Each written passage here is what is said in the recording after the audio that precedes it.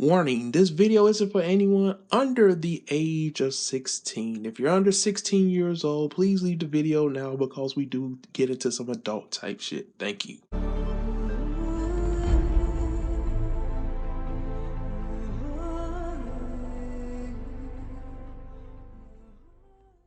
Hey, what's up, ladies and gentlemen? This is your boy CharlesISanimeWorld, and welcome to my review of UNDEAD UNLUCK Chapter 23. I want you guys to think of this review as a podcast review.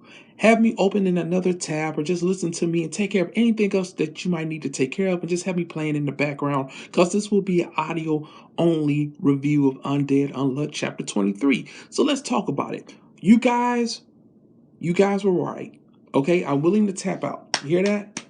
That's the sound of me tapping out. You guys were right. It seems that Patch Eye Boy was indeed unrepaired. I thought he could be somebody else. I thought that he could have some type of new ability or something like that, but indeed he was unrepaired. Now, can you actually see this guy after this chapter? Can you see him joining the Union? Again, it's a possibility. He still may join the Union, but we don't know. So, let's talk about unrepaired's ability. Within this chapter, we find out that he negates all healing techniques to wounds he inflicted. So, as long as he cuts you, stabs you, pokes you with a knife, a safety pin, it doesn't matter. You'll just continue to bleed out. So you got to think about how great of ability that is. I mean, he doesn't even have to critically injure you. As long as he does something, a little cut, anything, it will continue to bleed out. And there's nothing that you can do to stop it. You will just continue to bleed over and over until you just bleed out. That's crazy. Now, here's something that was said within the chapter. It says that the wounds that he inflicts will only repair themselves, after he dies. But I assume that he can turn them off himself as well. But in this chapter, it was made clear that once he dies, then, his ability stops. So if you really want to stop the bleeding, if you want to stop your injury from just bleeding and then you just die, you have to kill him, or you have to agree to whatever he says, and then he stops it. So within this chapter as well, now, to be honest, I don't know if I looked over this or if I forgot this, but it was made clear again, that when somebody dies, a negator actually, when they die, their powers transfer to another person. So that leads me to believe that somewhere down the road, I truly hope somehow Gina's powers are transferred to another person and that person actually joins the Union.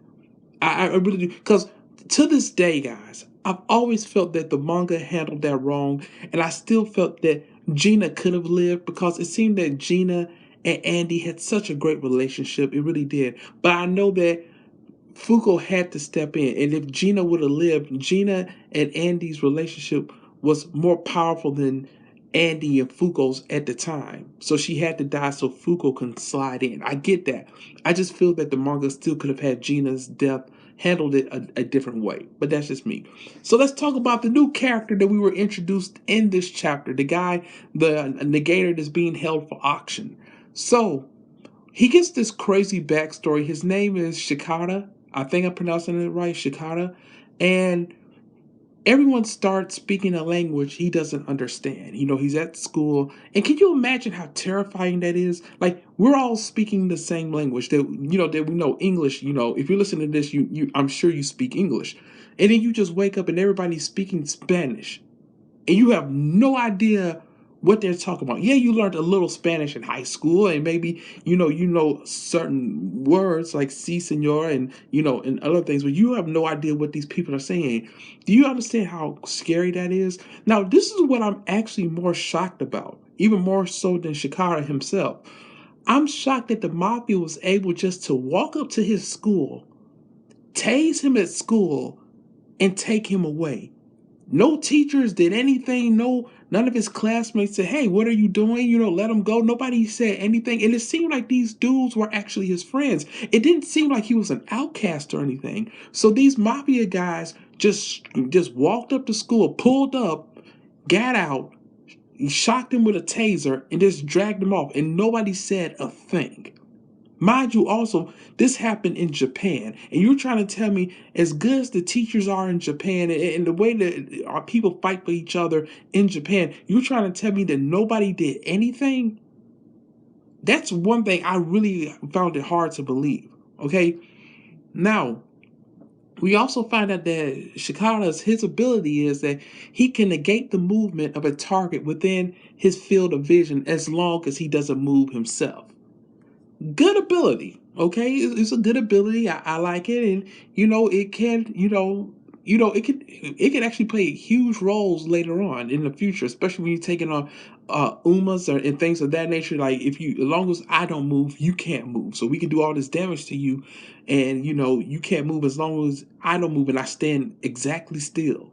So that's really cool. I like that ability. Now, it seems that he's going to join the Union. Shikara, like, I can understand if he joins the Union, but I feel like that would be too easy. I still believe somehow or another, unrepaired, down the road, somehow or another, he's going to end up joining the Union. Now, Shikara, his ability is great and all, but I think it's too easy for him just to join the Union. I could be wrong again. I really could be, but I feel that somehow or another, unrepaired is going to end up with the Union. Now, I loved how Andy saved Shakara's life, and Unrepair asked the lady that he's with, the fortune teller, the one that has future sight or whatever. He asked, was he dead? And she said, without a doubt. And yes, he was dead, but she wasn't talking about Shakara. She was talking about Andy, because Andy is the undead, And I loved how Fuko just cut off Andy's head, and Andy used Parts Bullet, the head butt, Unrepair in the head, and that's the end of the chapter. And we find out that the next chapter is coming out July the 12th. So overall, good chapter of Undead Unluck, chapter 23. I really enjoyed it. I enjoyed great parts of it. I like Unrepair's ability, now that we have, full understanding of it. I like Fuko, how she's just ready to go now. Like, she's not even worried about it. She just cuts off Andy's head, without even a second thought. I like that. Oh, funny part though was when Andy got cut the first time by Unrepair and the blood starts splurting out, and it splurted out and hit and hit Fuko right in the face, and Shikara right in the face. I really like that as well. That was a really funny moment. Andy was like, what the hell is this? But this is what Andy's been looking for, to find a way to die. This is what Andy's been looking for. As we found out last week, he doesn't want to die anymore. He wants to defeat God. But hey, that'll do it. Thank you guys so much. I will catch you guys next week for another review of Undead Unluck. And hey, this your boy Charles' Anime World saying to you guys, just to all you guys, sayonara, suckers.